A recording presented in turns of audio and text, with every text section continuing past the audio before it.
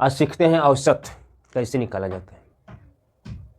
औसत पर आधारित हमारी सवालें कैसे हल होती हैं। औसत बराबर दी हुई राशियों का योग बटा के राशियों की कुल संख्या। जो भी राशि दी होगी उन राशियों का योग बटे राशियों की कुल संख्या। राशि क्या दी होंगी, मान लीजिए दिया है कि 1, 2, 5, 8 का औसत निकालो। तो राशि दिया है 1, 2, 5, 8, तो हम क्या करेंगे, दी हुई राशियों का योग। तो दी हुई राशि 1 धन 2 धन 5 धन 8 जोड़ करके जितनी राशियों की संख्या है 1, 2, 3, 4 इससे भाग दे देंगे। यहाँ 8, 5, 13, 2, 15, 1, 16 बटा के 4, तो 4 एकम 4, 4 चौके 16, ये 4 चौके 16, इसका आंसर हमारा क्या हो गया, 4 हो गया। यदि कोई भी राशि बराबर दिया हो उसका औसत निकालना हो, जैसे 4, 4, 4, 4 का औसत क्या होगा, तो इसके लिए हम जो भी बराबर समान राशि दी हो तो उसका औसत भी वही होगा, माने इसका औसत क्या होगा, 4 होगा। यही हमारा आंसर होगा। यदि लगातार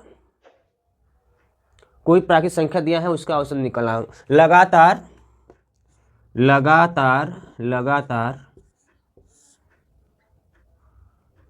n प्राकृतिक संख्या का योग या उसका औसत निकालना होगा, तो हम क्या करेंगे, n + 1 बटा के 2 के सूत्र पर हम रख करके तो लगातार n, दूसरा लगातार n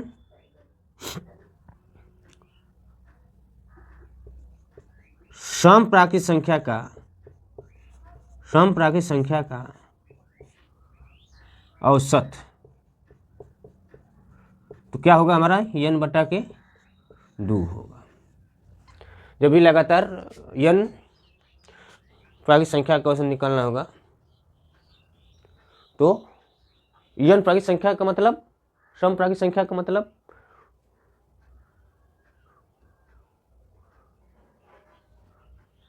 यदि कोई विषम संख्या दिया हो लगातार, जब भी लगातार n विषम संख्या दिया हो तो इसी सूत्र का प्रयोग करेंगे। लगातार 25 तक की प्राकृतिक संख्या का औसत क्या होगा, तो लगातार 25 तक की प्राकृतिक संख्या का औसत, तो हम क्या करेंगे, n + 1 बटा के 2 करेंगे। n बराबर क्या होगा, 25, लगातार 25 पूछ रहा है पर लगातार 25, तो इस फार्मूले पर हम रख देंगे। तो 25 + 1 बटा के 2 मैंने 26 बटा के 2 बराबर कितना हो गया, 13। तो इसका औसत निकालना था, तो औसत कितना हो गया, 13। यही आंसर होगा। लगातार विषम संख्या का औसत n होता है और लगातार सम संख्या का औसत n + 1 होता है। जब जिसकी जरूरत पड़ती है वो फार्मूला हम लगा देते हैं। आइए औसत पर आधारित हम ऐसे क्वेश्चन देखते हैं जो कि कई परीक्षाओं में आता है। लगातार 25 सम संख्या का औसत क्या होगा, तो लगातार 25 सम संख्या का औसत क्या होगा, बताया गया था कि सम संख्या का औसत बराबर n + 1 लगातार का है। तो n + 1 के लिए क्या करेंगे, n माने 25, तो 25 + 1 बराबर 26। यही हमारा आंसर होगा। यदि एक साइकिल सवार 5 घंटे में 50 किमी की दूरी तय करता है तो उसकी औसत चाल बताइए। यदि एक साइकिल सवार 5 घंटे में 50 किमी की दूरी तय करता है तो उसकी औसत चाल बताइए। तो औसत चाल